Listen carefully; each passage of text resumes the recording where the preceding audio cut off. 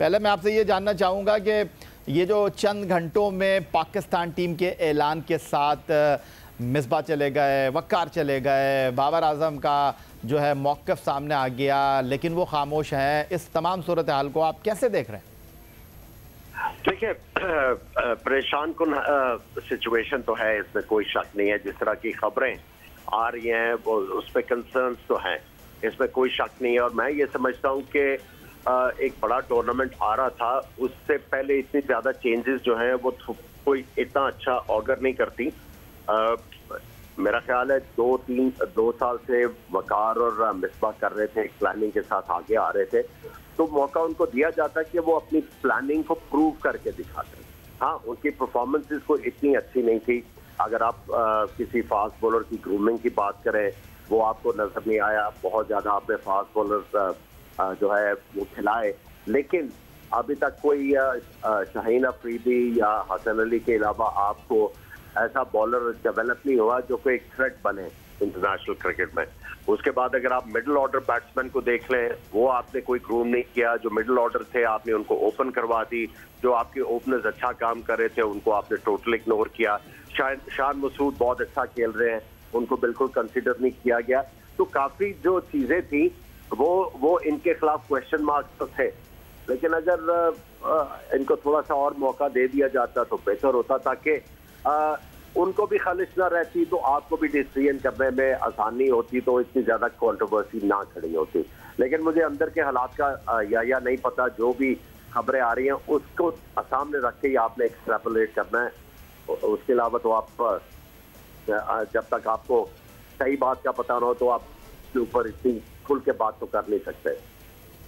आमिर सुहेल साहब, कसरे नफसी से काम ले रहे हैं आप। पाकिस्तान क्रिकेट टीम के असरार और रमूज, पाकिस्तान क्रिकेट टीम के अंदर की कहानियां आपसे बेहतर कोई जानता नहीं है। बहरहाल मैं उस बहस में पढ़ना नहीं चाहूँगा, लेकिन रमीज़ हसन राजा साहब फॉर्मर क्रिकेटर हैं। लोग कहते हैं कि जी क्रिकेटर क्रिकेट बोर्ड को ज़्यादा अच्छे तरीके से हैंडल कर लेते हैं, लेकिन एक क्रिकेटर के क्रिकेट बोर्ड का चेयरमैन का ओहदा संभालने से पहले ही क्रिकेटर जो है वो एक जगह जमा होते जा रहे हैं, ऐसा लग रहा है।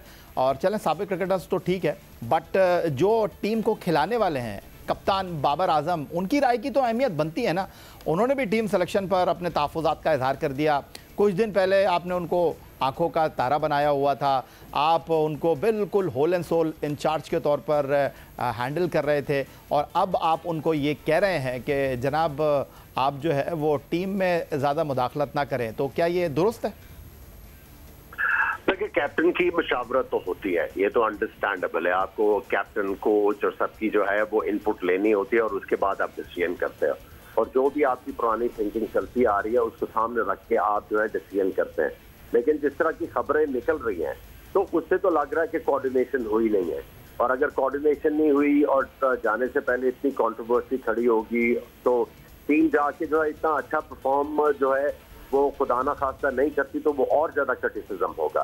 तो मैं समझता हूँ कि जिस तरह मिसबा और ये सारा एपिसोड हुआ है, क्योंकि मिसबा से मेरा ख्याल है मुशावरत नहीं हुई होगी, जिसकी वजह से उन्होंने भी थोड़ा सा स्टैंड लिया जो खबरें आ रही हैं। तो आई थिंक ये थोड़ा सा ये डिसीजन मेकिंग को डिले कर देते तो मेरा ख्याल है ज्यादा बेहतर था वो। लेकिन आपको लगता है, आपको आमिर सुहेल साहब के थोड़ा जल्दी कर लिया गया है? रमीज़ हसन राजा साहब 13 तारीख को अपने ओहदे का चार्ज ले रहे थे, आप थोड़ा इंतज़ार कर लेते। और अगर रमीज़ हसन राजा साहब ने टीम के सिलेक्शन में मुदाखलत करनी थी, उनसे मशावरत करनी थी, उनकी मर्ज़ी से टीम मुंतखब होनी थी, तो चीज़ें तो फिर मुश्किल से मुश्किल तर ही होती जाएंगी, क्योंकि फिर ऐसी सूरत हाल में तो रमीज़ राजा साहब को एक येस मैन कैप्टन की ज़रूरत पड़ेगी। क्योंकि अगर बाबर आज़म, जिनके बारे में वो एक मुबस्सिर की हैसियत से अपने यूट्यूब चैनल पर बड़े बुलंद व बांग दावे करते रहे हैं, लेकिन अब उनको वो ज़रा डिफरेंट तरीके से देखेंगे।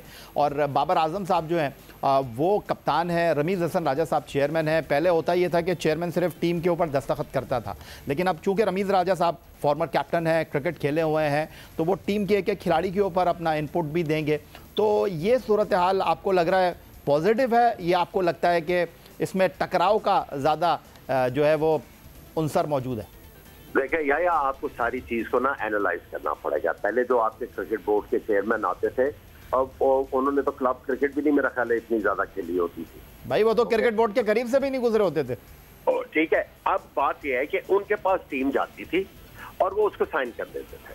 हाँ, थोड़ी सी डिस्कशन, चेयरमैन जरूर पूछते थे कि इस बंदे को क्यों रखा है, इसको लाने की क्या वजह है, तो वो इतनी इन डेप्थ डिस्कशन नहीं होती थी। अब जो क्योंकि क्रिकेटर खुद आए हैं, उन्होंने खुद क्रिकेट खेली हुई है, अभी तक वो जो है क्रिकेट के साथ इन्वॉल्व हैं, कमेंट्री कर रहे हैं पूरी दुनिया में जाके, और उनको प्लेयरों की एबिलिटी का तो पता होगा। तो अब थोड़ा सा जो है वो डिस्कशन जो है थोड़ी सी ये फैलेगी। जब फैलेगी तो चीजें कॉम्प्लिकेट डेफिनेटली होंगी, आया इसमें कोई शक नहीं कि कॉम्प्लिकेशन आएंगी, लेकिन उसमें यह है कि हर किसी ने अपना रोल जो है वो सामने रख के उससे तजावुज नहीं करना। तो ये नहीं होगा तो आपके लिए काम ठीक होगा। अब देखिए टीम के ऊपर, आप देखिए सिलेक्शन के ऊपर बहुत ज्यादा वावेला मचा हुआ है। आपने सबसे पहले क्रिटिसाइज करने से पहले ये देखना है, आपने थिंकिंग को गेज करने की कोशिश करनी है कि थिंकिंग क्या है इस सारी सिलेक्शन में। अब आप देखिए, अगर आप बाबर आजम की परफॉर्मेंस का T20 में जायजा लें 2021 में, तो उन्होंने या 10 मैचेस खेले में, एवरेज उनकी ठीक है, लेकिन उनका स्ट्राइक रेट है 48। उसके बाद आप रिजवान के ऊपर आ जाएं, ये दोनों नेचुरल ओपनर्स नहीं है, उन्होंने 11 मैचेस खेले हुए और उनका जो स्ट्राइक रेट है 51 का है। अब जब आपका दोनों का जो स्ट्राइक रेट 50-50 के ऊपर आ रहा है, तो अब आपको एक टोटल हासिल करने के लिए फिर हिटे मारने वाले बॉल स्ट्राइकर चाहिए। अब बॉल स्ट्राइकर आपने उसमें डाल दिए, वो उसमें कोई कबाहत नहीं है, लेकिन उसमें आपने ये चीज देखनी थी कि अगर खुदा ना खासा आपके ये लोग आउट हो जाते हैं तो इनिंग्स बिल्ड करके आपको एक डिसेंट टोटल कौन देगा, कौन सा बैट्समैन दे सकता है। अब आपका मसला ये है कि आपका सिस्टम हुआ ये सारी चीजों से एक्सपोज। आपने पीएसएल को आपने बहुत बड़ा बनाया हुआ है। आप मुझे ये बताएं, पीएसएल ने आपको कौन सा मिडिल ऑर्डर ग्रूम करके दिया है? आमिर सोहेल साहब, थोड़ा सा यहाँ पर मैं आपको रोकना चाहूंगा। आप पीएसएल की बात कर रहे हैं। रिसेंट पास्ट में जो PSL Sheikh Zayed cricket stadium Abu Dhabi में मुनक्किद हुआ, जो 4 बैट्समैन आसिफ अली, आजम खान, खुशदिल और शोएब मकसूद, उनको आपने टीम में शामिल किया, और जो नहीं शामिल हुए शोएब मलिक, और उनके साथ अगर हम बात करते हैं फ़खर ज़मान की, जिनको शामिल ना करने पर बहुत ज़्यादा तहफ़्फ़ुज़ात का इज़हार किया जा रहा है। मैं पीएसएल में उनकी कारकर्दगी आपके सामने रखता हूं, देखने वालों के सामने रखता हूं, और फिर मैं आपके साथ इस हवाले से गुफ्तगू करूंगा। तो आइए आपको दिखाते हैं। पीएसएल 2021 में शोएब मकसूद बेहतरीन बैट्समैन रहे। 12 मैच, 428 रन, 22 छक्के उन्होंने मारे। चलें ठीक है। शोएब मलिक साहब ने 13 मैचों में पेशावर के लिए 357 रन किए, 149 उनका स्ट्राइक रेट, 17 छक्के, वो कहीं नहीं है। आजम खान ने 10 मैचों में 7 छक्के मारे और स्ट्राइक रेट 133। आसिफ अली 167 का स्ट्राइक रेट है, 18 छक्के और 11 मैचों में 224 रन। खुशदिल शाह 11 मैच, 137 स्ट्राइक रेट और 10 छक्के, और फ़खर 11 छक्के 10 मैचों में और 121 का उनका स्ट्राइक रेट। तो ये क्या चीज़ निशानदेही कर रहा है? क्या सिलेक्शन दुरुस्त अंदाज में हुई है? देखें या मैं यही तो आपको पॉइंट बताने की कोशिश कर रहा हूं। अब आपने फ़खर ज़मान जो नेचुरल ओपनर है उनको मिडिल ऑर्डर किया हुआ था। ये सारी जो थिंकिंग है आपकी आके एक्सपोज हुई है। अब आपने ये देखना है कि जो आपने जिनको मेकशिफ्ट ओपनर किया हुआ है, अब उनको कैरी करके उनको ओपन करा के आपने टोटल किस तरह हासिल करना है। मैं वही कह रहा हूं कि आपने जो ज्यादा प्लेयर प्रेफर किए हैं वो छक्के मारने वाले किए हैं ना। अब आप देख लें आसिफ अली की परफॉर्मेंसेस, बाकी की परफॉर्मेंसेस, कंसिस्टेंसी नहीं है। आपके हर मैच में छक्के नहीं लगते, आपको सिंगल दुक्के करने आने चाहिए। वो वाले प्लेयर आपके इस टीम में लैग करते हैं।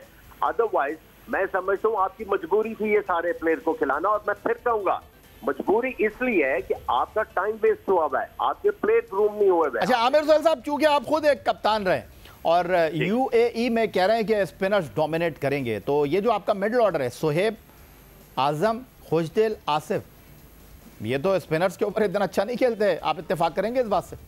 देखें आपने तो पीएसएल की बात की है ना। अभी रिसेंटली जो कश्मीर लीग हुई है उसमें भी ये सारे प्लेयर खेले हैं, उसमें भी इनकी परफॉर्मेंसेस देख लें तो they were found wanted।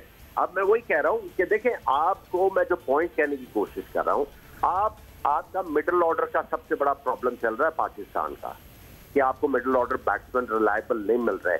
आपने पीएसएल में ज्यादा मिडिल ऑर्डर जो है वो फॉरेन प्लेयर्स बुलाए हुए थे। जब आप अपने प्लेयरों को मौका नहीं देंगे, उनको ग्रूम नहीं करेंगे, तो फिर आपको वो प्लेयरों की तरफ जाना पड़ेगा जिनके पास थोड़ा सा एक्सपीरियंस है और जो छक्के मार लेते हैं। अब आप क्या करेंगे? आपकी जो पुरानी थिंकिंग है क्रिकेट बोर्ड की, वो सारी एक्सपोज हुई है याया हुसैनी, सारी।